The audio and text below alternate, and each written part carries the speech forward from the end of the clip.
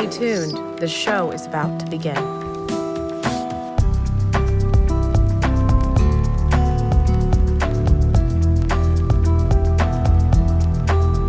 Perfect. Everybody's here.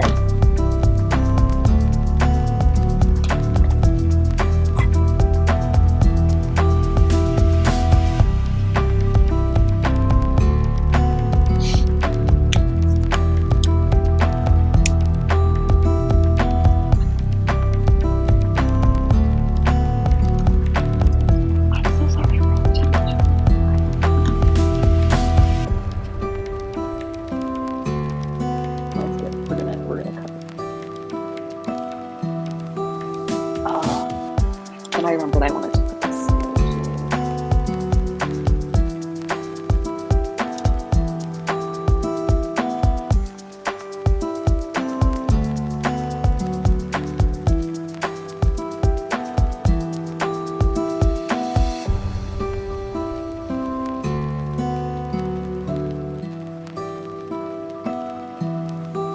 Stay tuned. The show is about to begin.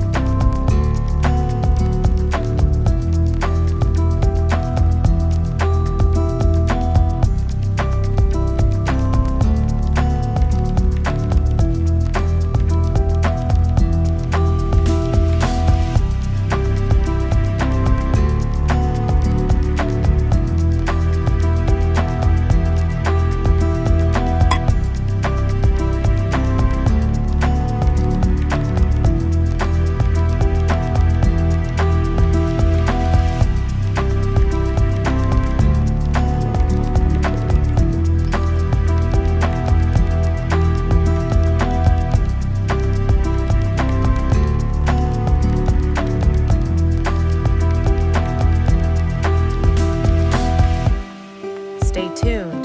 The show is about to begin.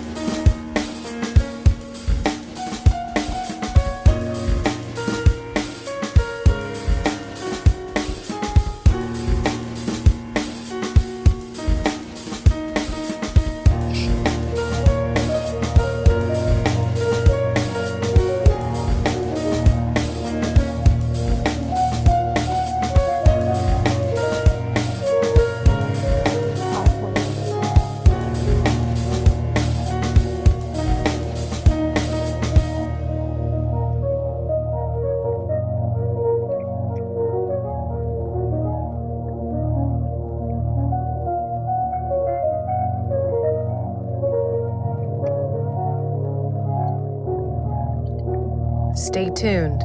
The show is about to begin.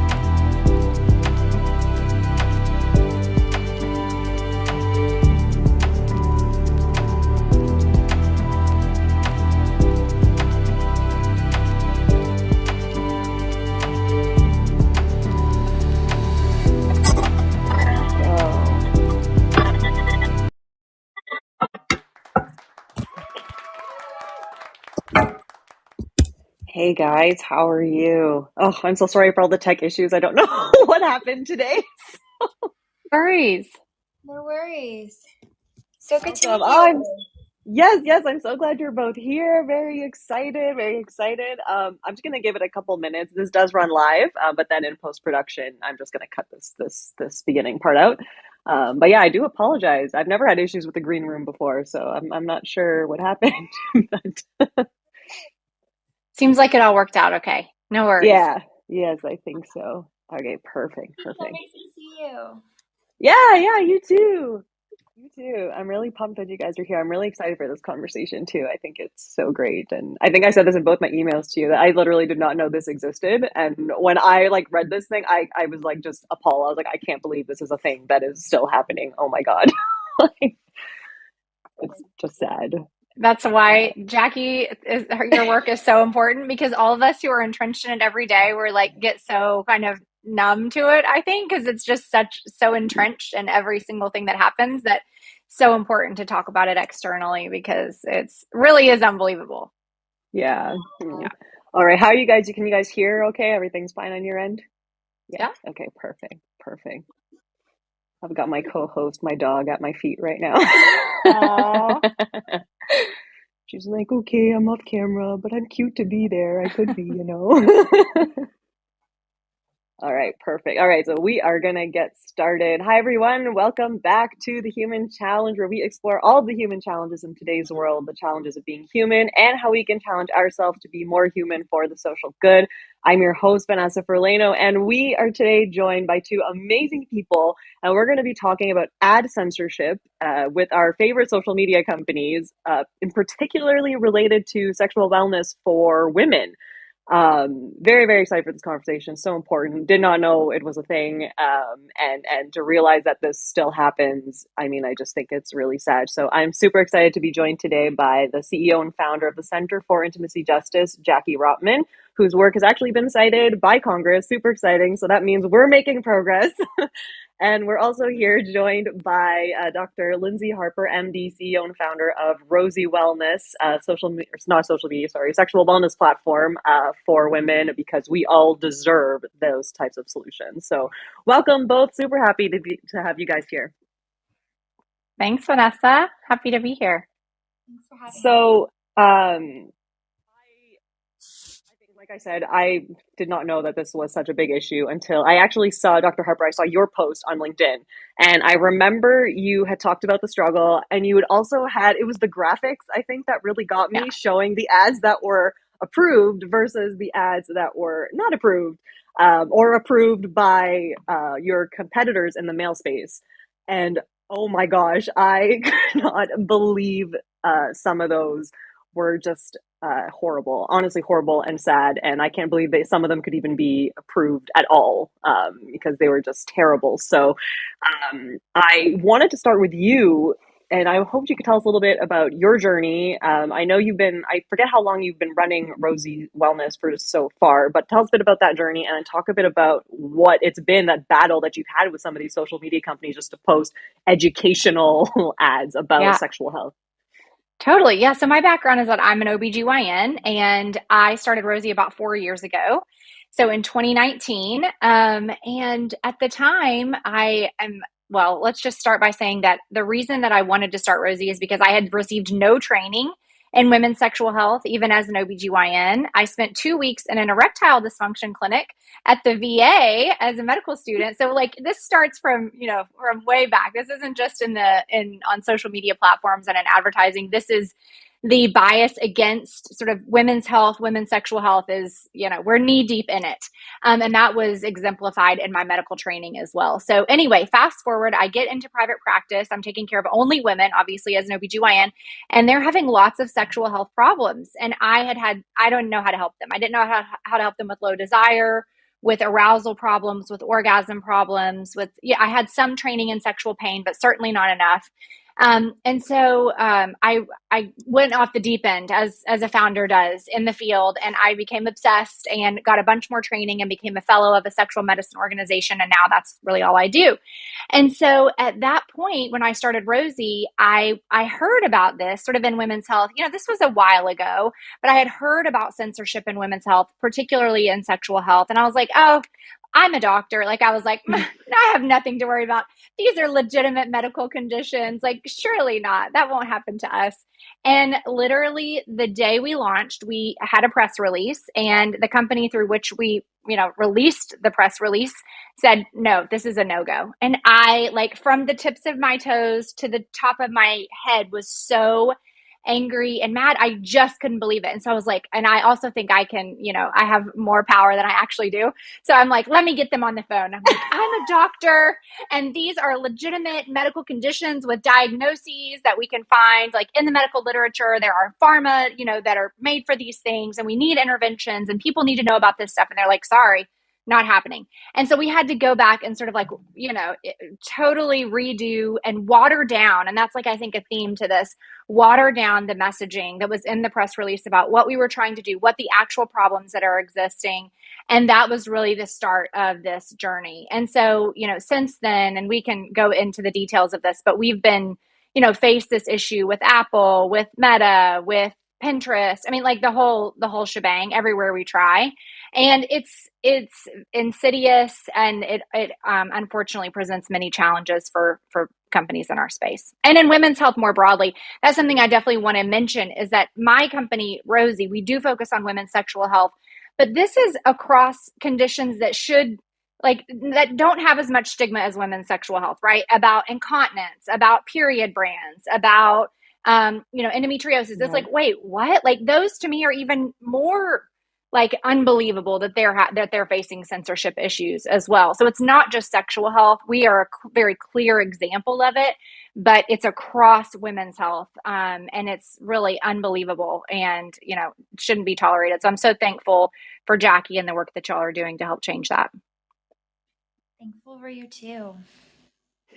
And so now, Dr. Harper, you mentioned a bit about having to kind of water down and having to like re-strategize your entire, your whole PR launch. How else has this impacted, I guess, the growth of your business? Because that's sort of part of that strategy, right, is the communication side. But I mean, were there other things that were impacted in terms of you trying to grow your business, even maybe raising capital? Were there other aspects of your business? Totally. Yeah. I mean, until maybe the last 8 months, raising capital is all about growth, right? All about like, how quickly can you grow month over month? Like, show us your new, customers, and how does that equate to revenue? All of these things. And so as a business, we've always had growth on our mind. And that's the case for any startup. And you can see that in women's health valuations. There's so much to unpack here in terms of being a startup in women's health. But across the board, we have lower valuations, we have lower check size, we have fewer investors because we're considered a niche. And it's like, oh, my mind is just blown by all of these concepts. But I would say, whenever you're faced with, and there's lots of ways. And one cool thing that we've done, and I think that's been a huge asset to the company, is not only have we grown through direct to consumer channels, but we've also grown through provider channels, physicians, therapists, pelvic floor PTs, through their recommendations. If we didn't have that channel, we would not be in existence. Like, that channel is so important for us because of the issues that we face on the quote unquote D2C side through these, through advertising on social media platforms and Google and things like that.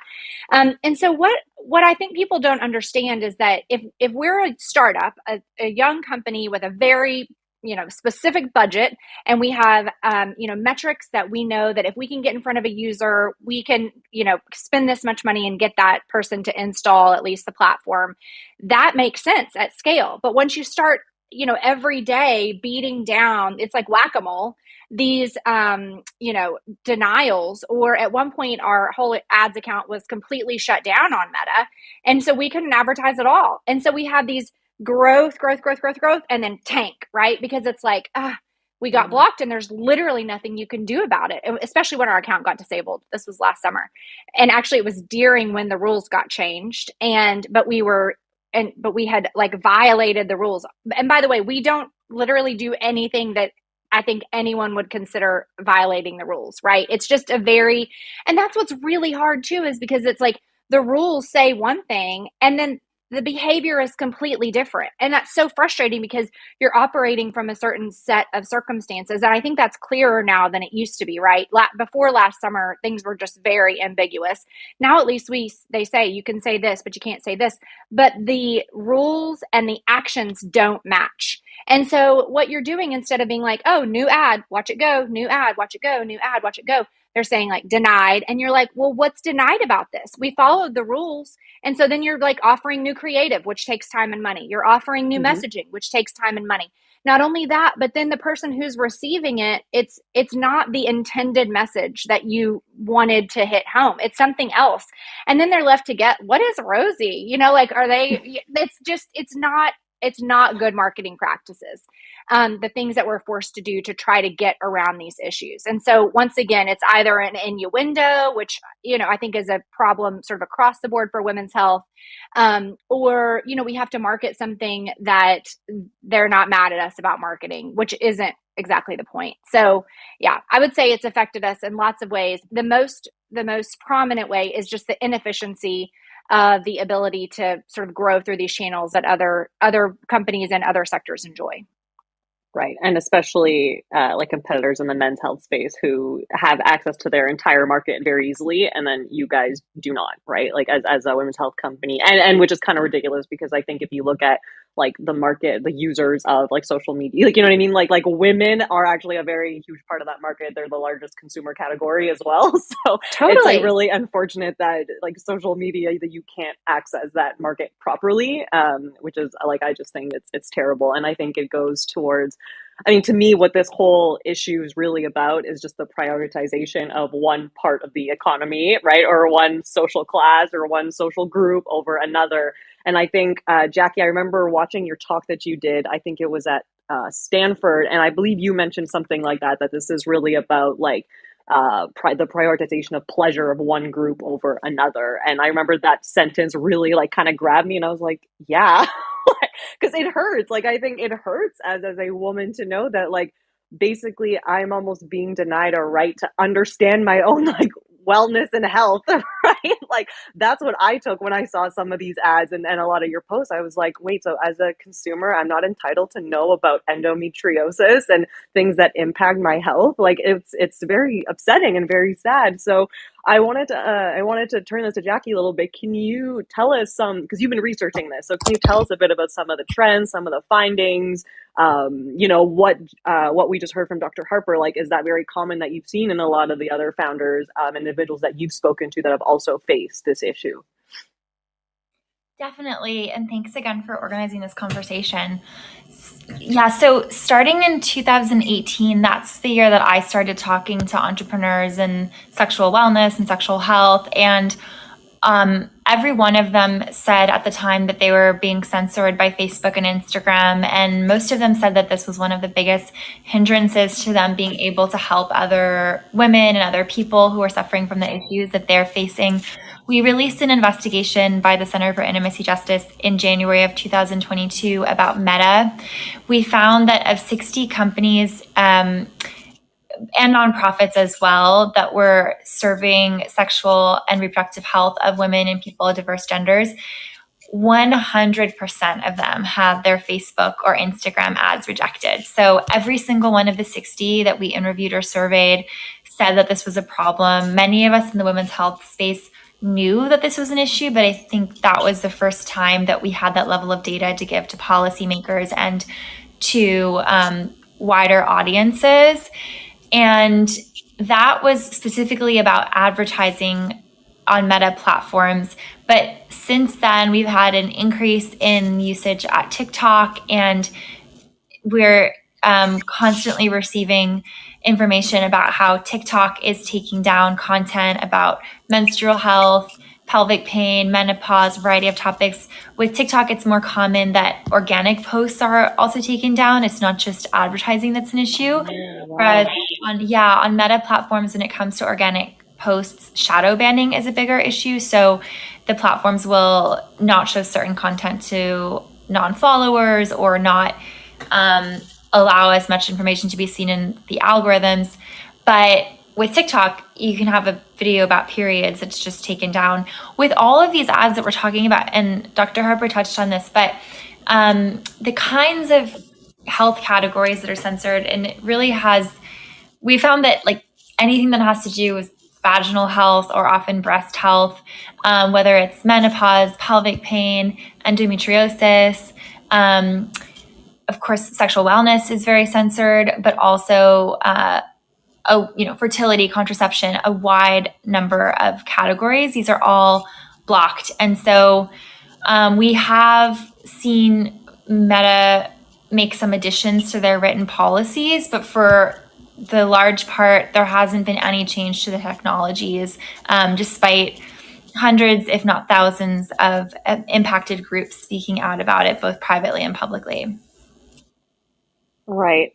And it's kind of interesting because I even thought to myself as I was like promoting for this episode, I actually found myself pausing going, can I use the word like sexual wellness? Like, and it kind of, and like just having that level of awareness and going, wow, like I'm just trying to make an episode, like people who are trying to like grow their business. I mean, having to have that in the back of your mind all the time. And especially I think when it's things that are health related, because there are just terms that are just terms, right? It's like, this is what it is. This is what it's called. Why can I not use this term? Like, it's just, I mean, I just think it's just insane to me. And so I think your research has been supported by Congress. You did mention that some of the regulations changed. I mean, what's changing, or what are you really pushing for change, right? Because I know even in posting the ads, like, when you're targeting your audiences, for example, right, you can choose, people who like this page, but there's really nothing targeted towards like wellness, right? Like, you know what I mean? There's nothing that really even, you can't even really target your audience that way. So I'm curious, like, how are you, challenging social media companies to be a little bit more receptive, to open up their vocabularies and allow these organizations to reach these target markets and talk about these educational things? Yeah. So we've seen a lot of exciting momentum. Last January 2022 is when we published an investigation on this data about Meta that I shared. It was published in the New York Times first, and quickly a number of media outlets covered it. So the issue just in 2022 alone of Meta's censorship of these sexual health ads was in more than 80 media outlets. And then about 2 weeks after the report was published in the New York Times, the chair at the time of the U.S. Senate Health, Education, Labor, and Pensions Committee wrote a public letter to Mark Zuckerberg from a congressional committee, Senator Patty Murray, asking Mark Zuckerberg what Meta's response would be.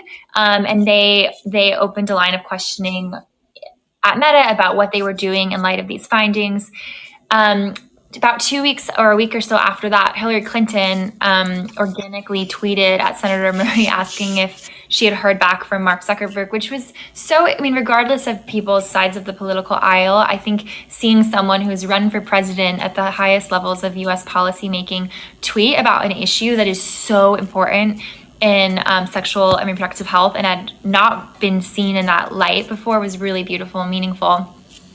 And then there have been a number of actions since then. Most recently, Center for Intimacy Justice filed a Federal Trade Commission complaint because a long time after filing that report, we still hadn't seen Meta make fixes to the technology despite updating its written policies in certain ways. And so we filed a legal complaint with our partners at Harvard Cyber Law Clinic asking the U.S. Federal Trade Commission to take action. And we had senators like Elizabeth Warren, Amy Klobuchar, Mazie Hirono, Representative Adam Schiff, and another Senator, Peter Welch, wrote a public letter to the FTC that asked the FTC to take this seriously and talked about the research about why this is important. And so we've had this amplification or escalation by policy leaders, by media outlets, and now we've had thousands of men, women, people of diverse genders speaking out and adding their voice to a petition that was launched in July of 2023 recently. So we've been making our voices heard. We'll continue to do that. We're continuing to do film, activism, storytelling, and other types of media And I think we're moving a lot of the work to be about, this is an issue about seeking platforms to change so that there can be critical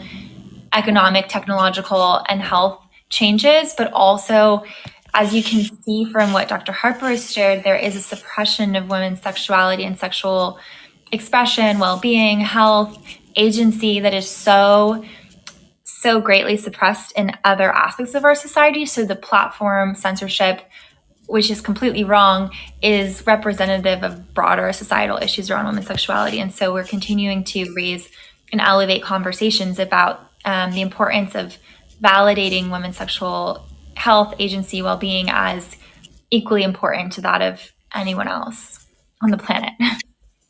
Yeah, absolutely. And I think that that is something that benefits everybody, right? Like it really is about equality. I think in any sort of partnership, right? I mean, you have to validate that for each other, for yourself and for each other, right? And it really is part of just being in a healthy relationship or anything like that. Now, before I jump on, I want to just highlight, because you talked about the petition. There is a link here in our little fortune cookie ticker. Sign the petition. I've signed it. I've shared it. I think you're close to reaching your goal. I was looking at it, and I'm pretty sure you're very, very close. So that's super exciting. But please, everybody sign it.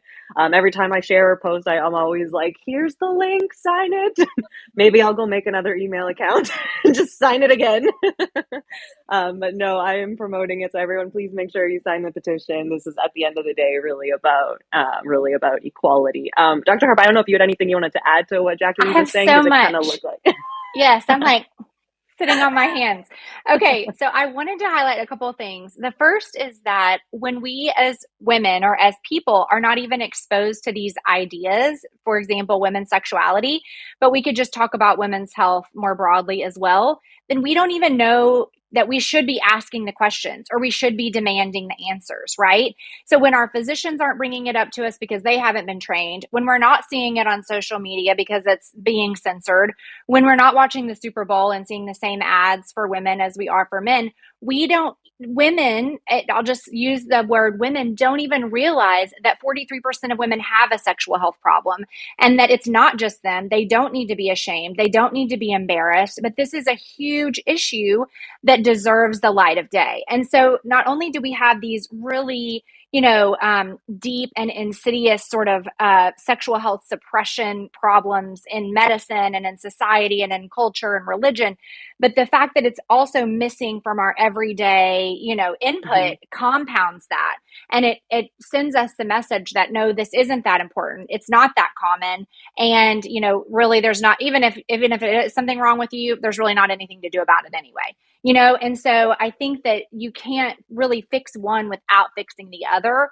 And so I really am just so excited about this work. And then the other thing that I wanted to mention was that, I haven't talked a lot about TikTok, and that's because we can't even get an ads account approved on TikTok. Like it's a no-go. Like I don't get as riled up about TikTok because it's never even like left the gate. You know what I mean? And so it's absolutely crazy that that's the case, but I haven't had any back and forth with them or ads being banned or account being shut down because I don't have an ads account, and that's just that. And they don't care, and there's not like anything you can do about it.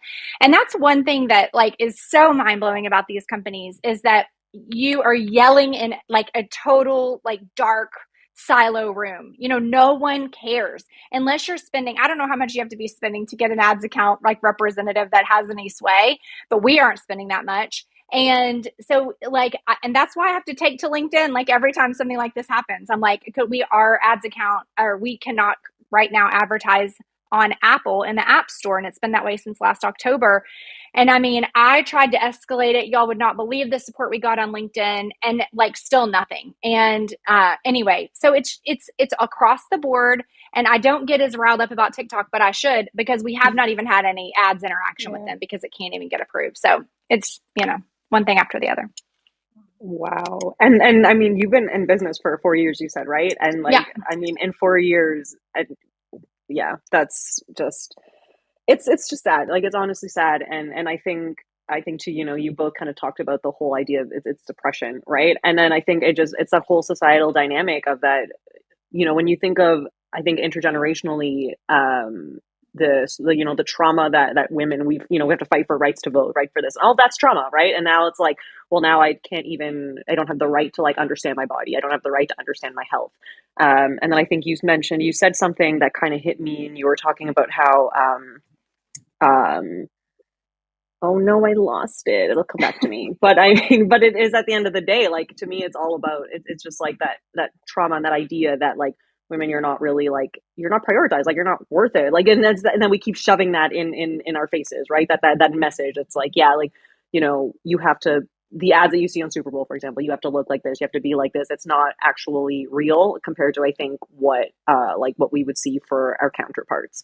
And so I think from there, I wanted to ask you, how does this type of censorship, and maybe you already answered this, but like, how does this, impact sexual health and sexual health education in general, and then some of the dynamics? I mean, if we can't have these types of conversations, openly, I mean, how is this impacting all of those forces? Yeah, I think, it's really a sad state of affairs when we're not educating, we're not, offering sex and sexual health education to kids. And even as adults, we're not allowed to access it or know about it, right? It's just a constant sort of issue throughout life. And I think that an idea that I really am drawn to is that sexual health is never over. It's never like a box to be checked and then you're done. It's a journey throughout your entire life, from the time that you're little and you're learning the names of your body parts until the day that you die, right? There is a sexual health journey and we're constantly learning. And so without that idea in our minds, and without the access to those sort of skills and options for navigation of those issues, then all that happens is, not only do we as women suffer with, these ideas that we're the only ones with these problems, and for some reason we should experience the shame and, embarrassment alone, but that has outward effects, right, into all aspects of our other health, of our relationships, of the way that we show up, in the world, at work, and with our friends. And so I think it's such a tragedy that we have to bring forth with us this shameful idea of sex when it's literally just a part of life and a part of health. And I cannot understand why today, it's not seen as such. I think we have to, at some point, I've been trying to, in the medical community at least, and that's where we've made a bit more progress, I would say, in the medical community, because I can come at it with data and people respond, and so I think when I try to bring up conversations about sexual health, as much as I can produce the evidence of its tangential relationships to mental health, to other aspects of physical health that we already recognize and appreciate and have insurance reimbursement for, and are able to talk about on larger stages, then that helps to connect the dots for people, that this isn't some sort of weird in the closet, like, seedy side of the internet business. This is a healthcare business, and deserves recognition and the ability to advertise as such. Right. And Jackie, do you have anything to add to that?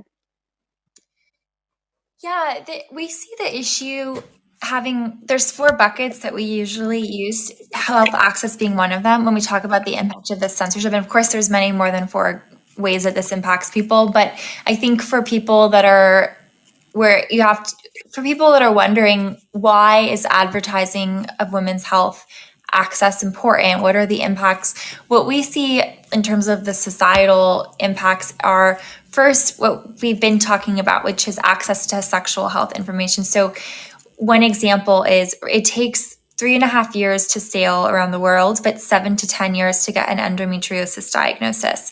And there was an advertisement stating that exact fact by a company called ONA that was started by a woman, Emily Sauer, who wanted to prevent painful sex. She herself was facing painful sex, and she invented a technology to help people to make sex not painful, for those with endometriosis or dealing with cancer healing. And that kind of information is being censored. You also can't say the word vaginal dryness on Facebook right now in an advertisement. So people are having to use euphemisms, which both creates greater shame about our bodies and greater stigma about things like menstrual health as well as menopause. So there's a stunting of health information access, and we're also seeing that with reproductive health increasingly. And that's just, people not getting information that they could be if this was allowed, and even getting information that's shaming them when they do have these euphemistic ads.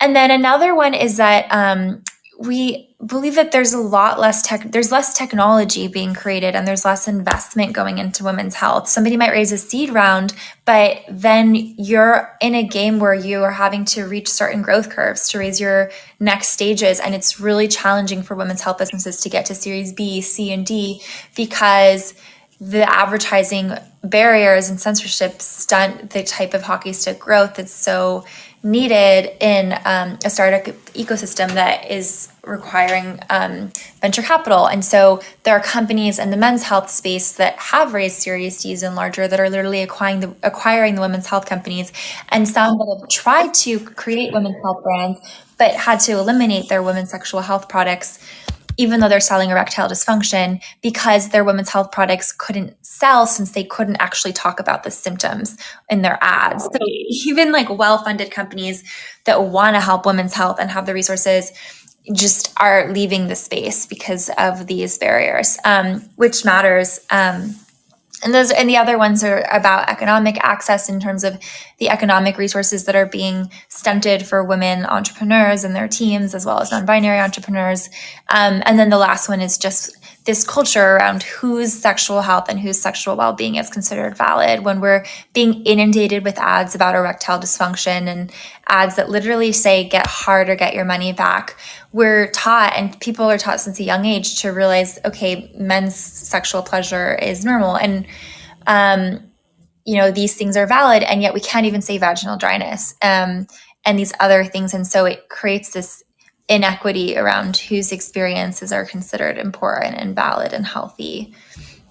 Yeah. And I think to Jackie's point, the sort of shedding of women's health brands and the lack of the ability to grow and be funded past a certain point, what does that mean for right now? But what does that mean for 10 years from now, when, men's health and sort of other aspects of health have been really allowed to mature in terms of innovation and support, and women's health is literally left to languish? It's a clear repeat of history that upon reflection in women's health and sort of how did we get here as women's health, it's history is repeating itself again. And the first time I think it happened because, white men sort of made medicine, which is what it is. But now it's happening because white men made tech. And it's like, it's just mind blowing that it's happening all over again. And we can't get it right, because we're just going to experience the same sort of exponential delta between women's health and the rest of health unless we can get it fixed. Right. And I do appreciate that perspective and that mention of tech in general, because yeah, absolutely. I spent 10 years in tech. I've been a founder and executive. I've been an angel investor. I've been an award-winning corporate innovator, and that's exactly it. That it's more white men in power in the space that, again, are just kind of really creating that ceiling, and making it very challenging for women in general, like women leaders, women in tech, women's health. Like we're talking about, these technological innovations. Yeah, it is definitely a challenge. So I do appreciate that perspective. My last question for you both is, obviously we're increasing this awareness of some of this bias that exists. How can we be a little bit more mindful now as we sort of navigate, social media, navigate our ads? I remember this is Dr. Harper. I remember when I read your post, I remember scrolling through some of the comments, and I remember one woman commenting, I hope these ads are very targeted, because I would never want my young boys to see some of these ads that are being promoted for like men's health, because some of them really are disgusting and demeaning. And so that's why, how can we be a little bit more mindful as we navigate social media, and then even navigating, like I said, like we all do turn to the internet for questions like this. So how do we be mindful as we read some of these articles and these blogs and social media? How can we be a little bit more mindful of that as we kind of navigate this? Yeah, I can start for sure. I mean, I think that, conversations like this are so important to the support of of nonprofits like Centers for Intimacy Justice are really critical for the future and how this gets changed. I would say in terms of ad mindfulness, I mean, that's such a huge conversation that there's a company perspective, there's an individual perspective.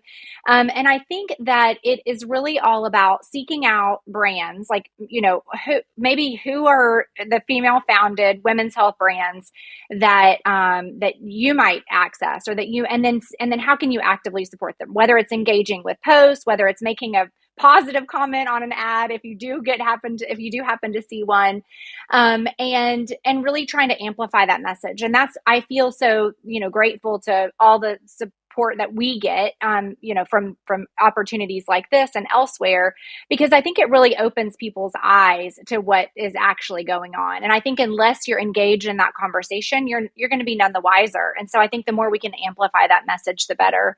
And then in terms of, I've been thinking a lot lately about accessing medical information on the internet, and how can people be, or on social media, and how can people be, more informed, because there's so much happening right now in D2C health, and you can't, how do you vet people when you're a lay person? Like, it's just it's very confusing. So I think there's opportunities to do that, but the onus is kind of on the person at this point, right? To say, who is the source of this information? Are they trying to sell me something? And try to untangle some of those webs. But it's a big challenge that I think we face: medical misinformation, disinformation, and sort of the divide that's growing because of the sort of lack of progress within medicine and the real need of consumers, and what's the work to be done to repair that relationship and really move forward together. That's a lot of what I'm thinking about these days. Very interesting. Thank you for sharing. And Jackie, anything to add? One thing that jumps to mind when you're sharing about those comments is how much the way that destigmatization works is, the more we do see information about breastfeeding, lactation, menopause, menstrual health, the more we see those things as normal and the more openly they're discussed. And also, shame around sexual health is not serving anyone. Like, shame, there's a lot of research about shame around our sexuality increasing sexual assault, and societies that have greater shame having both less reporting of sexual assault and also just greater examples of sexual aggression. Whereas when we normalize communication, conversation about sexual health, sexual well-being, we actually see healthier societies. And so there might be something that someone is considering surprising to see, but if you were seeing information about menstrual health and healthy, normal lactation, then we would become more used to that as a society, and we would realize that that's valid. And so part of what's perpetuating the shame is it not being common. I remember 10 years ago, I never knew that erectile dysfunction impacts men in their 30s, or didn't know that much about it.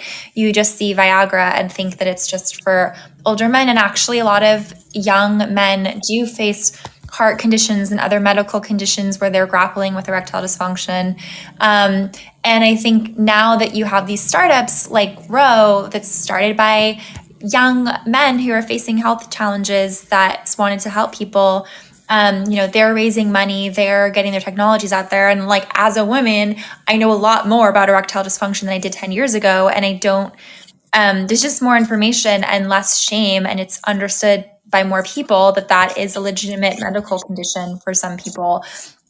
And it's not seen as like lewd to get treated for that. And yet many partners of women who are 30 don't know that, as much about the health kinds of complications that would cause sexual function challenges for their partners, or for their friends or allies or those in their lives. So when it comes to ad mindfulness, one thing I'm thinking about is just if people are having reactions that they're surprised by an advertisement, that would actually become probably easier if we were seeing more of that information. And of course, there's information that, these platforms do want to keep out, that it's not that we're advocating for every single thing to be on the platforms, but we think that there's a lot of things that should definitely be allowed that aren't.